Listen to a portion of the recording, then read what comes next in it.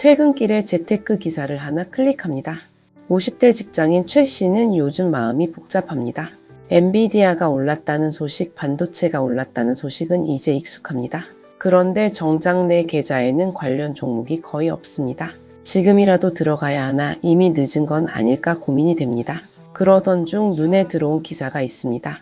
25억 원으로 조기 은퇴를 선언했던 40대 투자자가 지금은 37억 원까지 자산을 불렸다는 이야기입니다.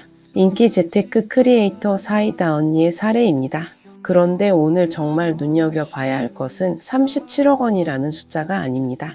이 투자자가 AI 반도체 다음으로 어디를 보고 있느냐는 것입니다. 전력입니다. 발전과 송전망 그리고 차세대 원전 같은 전력 인프라입니다. 여기서 자연스럽게 질문이 생깁니다. AI 시대인데 왜 갑자기 전기 이야기일까요? 챗GPT를 쓰는데 왜 발전소를 봐야 할까요? 그리고 이 흐름이 내 노후 자금과는 무슨 관계가 있을까요? 오늘은 바로 이 질문을 따라가 보겠습니다. 지금까지의 핵심을 한 문장으로 정리하면 이렇습니다.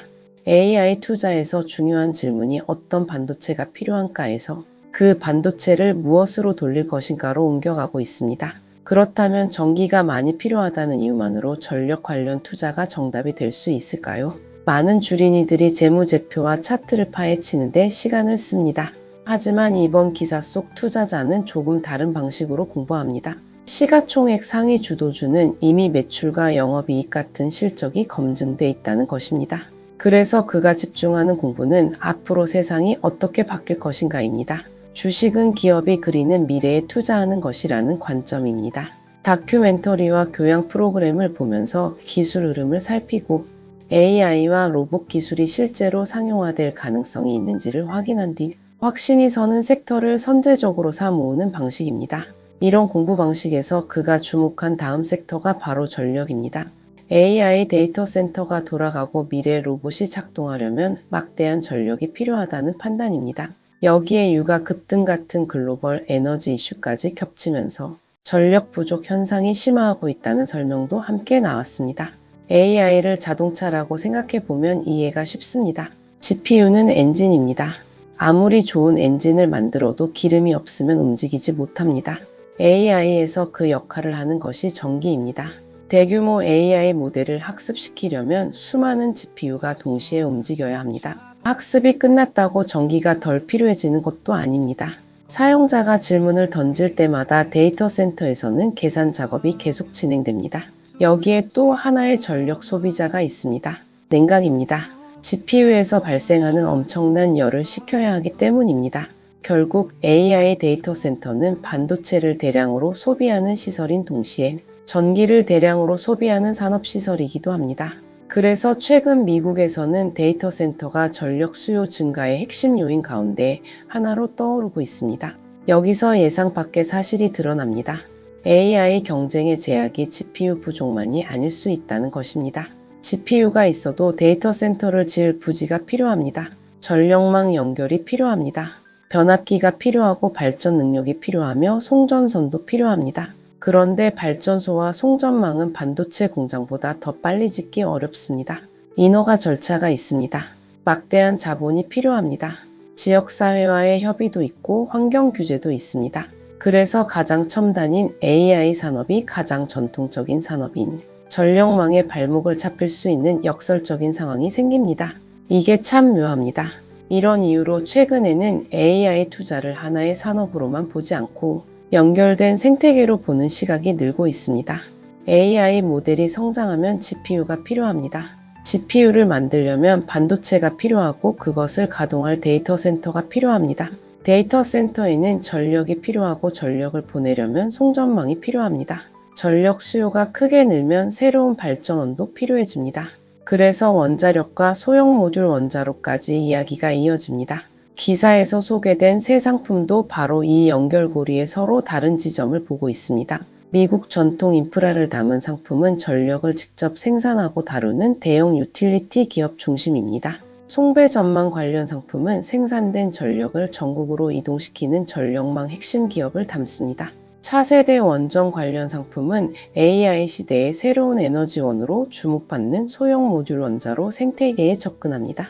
여기에 더해 우주항공 섹터까지 함께 분산 배치하고 있다는 설명도 있습니다. 같은 전력 테마라고 묶어도 세 상품의 성격은 상당히 다릅니다. 이 부분이 특히 40대 이상 투자자에게 중요합니다. 은퇴자금 1억 원이 있다고 가정해 보겠습니다. 전력 인프라가 좋아 보인다는 이유로 전부 한 상품에 넣는 것과 전체 자산의 일부만 관련 산업에 나눠 담는 것은 전혀 다른 투자입니다. 같은 산업 전망을 믿어도 결과는 크게 달라질 수 있습니다. 그래서 기사 속 37억 원이라는 숫자보다 오히려 눈여겨볼 부분은 자산 배분 방식입니다. 기사에 따르면 포트폴리오는 부동산과 주식이 대략 절반씩입니다.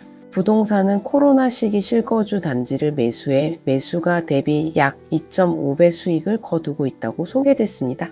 국내 주식은 전체 비중의 8% 정도로 삼성전자와 SK하이닉스 같은 대표 반도체주, 그리고 코스피 200 지수를 추종하는 상장 지수 펀드에 집중돼 있습니다. 예적금 비중은 0%입니다.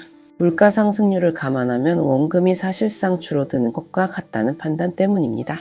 다만 현금 자체가 전혀 없는 것은 아닙니다. 시장이 하락했을 때 좋은 종목을 저렴하게 매수할 여유 자금으로 현금 비중 3에서 5%는 늘 남겨둔다고 설명합니다. 지금까지의 핵심을 한 문장으로 정리하면 이렇습니다. 전기가 부족해질 것이라는 전망 하나만으로 전력 관련 투자가 곧바로 정답이 되는 것은 아닙니다. 그런데 이 대목에서 대부분의 사람들이 놓치는 진짜 중요한 부분이 하나 있습니다. 57세 박 씨는 퇴직까지 3년이 남았습니다. 퇴직연금과 개인연금 외에 여유자금 2억 원이 있습니다. 최근 AI 반도체가 많이 올라 아쉬운 마음이 있었는데 AI 다음은 전력이라는 이야기를 듣습니다. 전력 관련 상품 3가지를 검색해 봅니다. 상장 지수 펀드니까 개별 종목보다는 안전하겠지 않은 생각이 듭니다. 여기서 잠깐 멈춰볼 필요가 있습니다. 상장 지수 펀드라고 해서 위험이 모두 같은 것은 아닙니다. 미국 전통 인프라 상품은 전기를 생산하고 공급하는 비교적 안정적인 대형 유틸리티 기업 중심입니다. 송배 전망 상품은 성격이 다릅니다. 전력망 장비와 관련 기술 기업까지 포함합니다. 데이터 센터가 늘어나면 전력 생산량만 늘려서는 부족합니다. 그 전기를 필요한 곳까지 보내야 하기 때문에 송배 전망과 변압기 같은 인프라가 또 다른 병목으로 떠오를 수 있습니다. 차세대 원전 상품은 또 다릅니다. 최근 AI 데이터 센터의 막대한 전력 수요 때문에 원전이 다시 주목받고 있습니다. 24시간 안정적으로 대규모 전력을 공급할 수 있다는 점이 데이터 센터와 잘 맞아떨어지기 때문입니다. 하지만 원자력에는 다른 위험이 있습니다. 정책 변화가 있습니다. 인허가 절차가 있습니다. 건설 기간도 깁니다. 소형 모듈 원자로의 경우 상용화 속도와 경제성을 계속 확인해야 하는 단계입니다. 따라서 같은 전력 투자라도 어떤 상품을 고르느냐에 따라 감수하는 위험은 상당히 달라집니다. 바로 이 지점에서 오늘 기사를 조금 다른 방향으로 볼 필요가 있습니다. 37억 원 자산가가 무엇을 샀다는 문장은 눈길을 끕니다. 하지만 투자에서 더 중요한 질문은 그 사람이 왜 그것을 샀는가이고, 그보다 더 중요한 질문은 그 이유가 내 상황에도 맞는가입니다. 37억 원을 가진 사람과 노후자금 2억 원을 가진 사람은 같은 손실률을 겪어도 생활에 미치는 영향이 다릅니다. 37억 원의 10%와 2억 원의 10%는 비율로는 같습니다. 하지만 그 돈이 앞으로 필요한 생활비인지 여유자금인지에 따라 의미는 완전히 달라집니다. 여기서 반드시 따로 짚어야 할 부분이 하나 더 있습니다. 기사에 소개된 3배 레버리지 상품을 활용한 분할 매수 전략입니다. 기초지수의 하루 움직임을 대략 3배로 추종하도록 설계된 상품입니다. 여기서 중요한 단어는 하루입니다. 장기간 단순히 지수 수익률의 3배가 되는 상품이 아니라는 뜻입니다. 시장이 크게 오르내리면 복리효과와 변동성 때문에 기초지수의 장기 성과와 상당한 차이가 날 수 있습니다. 지수가 100에서 20% 떨어지면 80이 됩니다.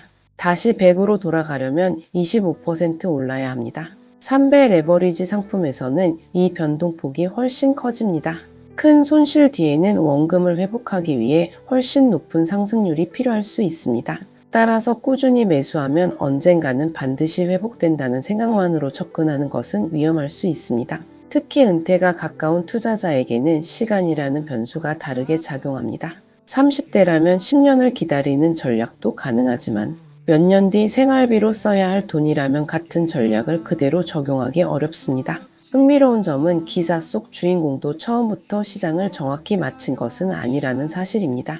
투자 초보 시절 급등하는 종목에 뇌동매매로 들어갔다가 큰 폭의 손실을 보고 10년 넘게 시장을 떠나 있었다는 이야기가 함께 소개됐습니다. 이 대목이 오히려 37억 원이라는 숫자보다 중요할 수 있습니다. 큰 자산을 만든 사람도 처음부터 완벽했던 것이 아니라 실수를 겪고 시장을 떠났다가 다시 공부해서 자신만의 원칙을 세웠다는 것입니다. 다만 그 원칙이 모든 사람에게 그대로 맞는 원칙이 될 수는 없습니다. 지금까지의 핵심을 한 문장으로 정리하면 이렇습니다. 다른 사람의 성공에서 가져올 것은 그가 산 종목명이 아니라 그가 시장을 바라본 질문일 수 있습니다. 그 질문은 앞으로 세상이 어떻게 바뀔 것이며 그 변화가 현실이 되려면 무엇이 반드시 필요한가라는 것입니다. 그렇다면 이제 우리는 이 질문을 내 노후 자금에 어떻게 적용해야 할까요? 주식시장은 늘 다음 이야기를 찾습니다. 인터넷이 등장했을 때는 인터넷 기업을 찾았습니다. 스마트폰 시대에는 제조사를, 그 다음에는 부품과 플랫폼 기업을 찾았습니다. 전기차 시대에는 자동차 회사가 먼저 움직였고 그 다음 배터리와 소재가 주목받았습니다. AI도 비슷한 흐름을 보이고 있습니다. 처음에는 AI 서비스 자체가 주목받았습니다. 다음에는 GPU를 만드는 반도체 회사가 주목받았습니다.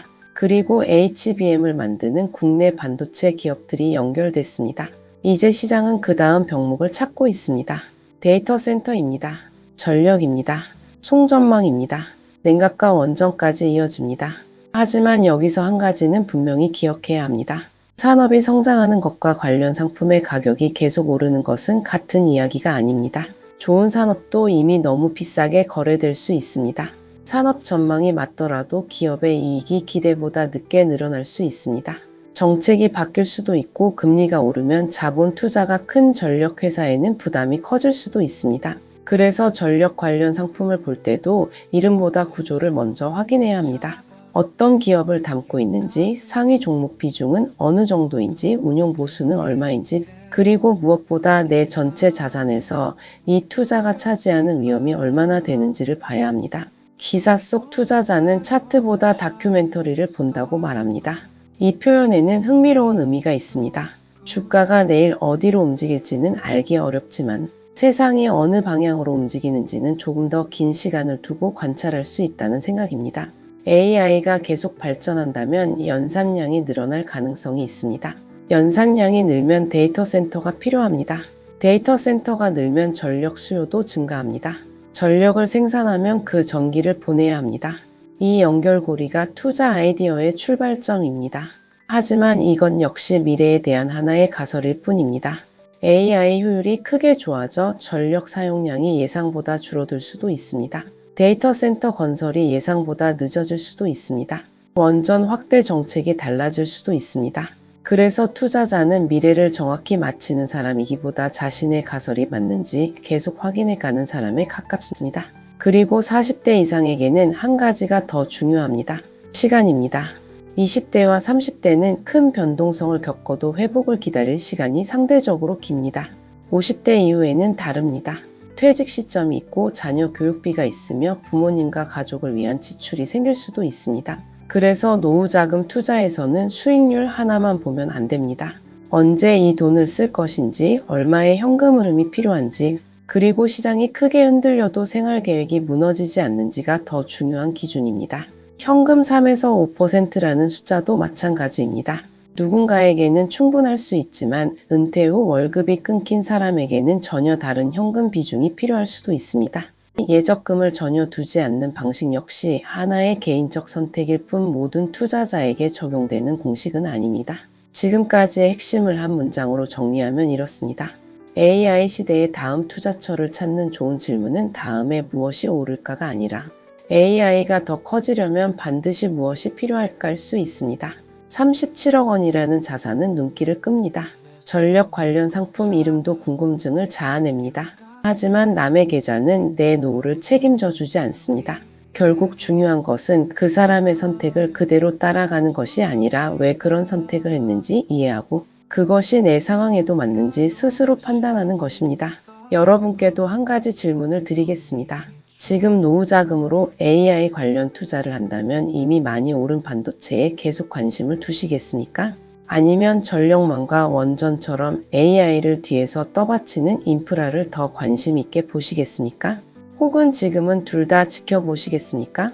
여러분이 실제로 어떤 선택을 하고 계신지, 그리고 그 이유는 무엇인지 댓글로 함께 이야기해 주시면 좋겠습니다. 다음 영상에서는 오늘 언급한 전력 관련 상품들을 이름만 비교하지 않고 실제로 무엇을 담고 있는지 살펴보겠습니다. AI 전력 수요가 늘어날 때 어떤 상품이 직접적인 영향을 받고 어떤 상품은 정책이라는 또 다른 위험을 함께 가져가는지 40대 이상 투자자의 관점에서 차이를 비교해 보겠습니다. 구독과 좋아요는 한 번 더 생각해 보게 만드는 힘이 됩니다. 오늘도 행복한 하루 되세요. 감사합니다.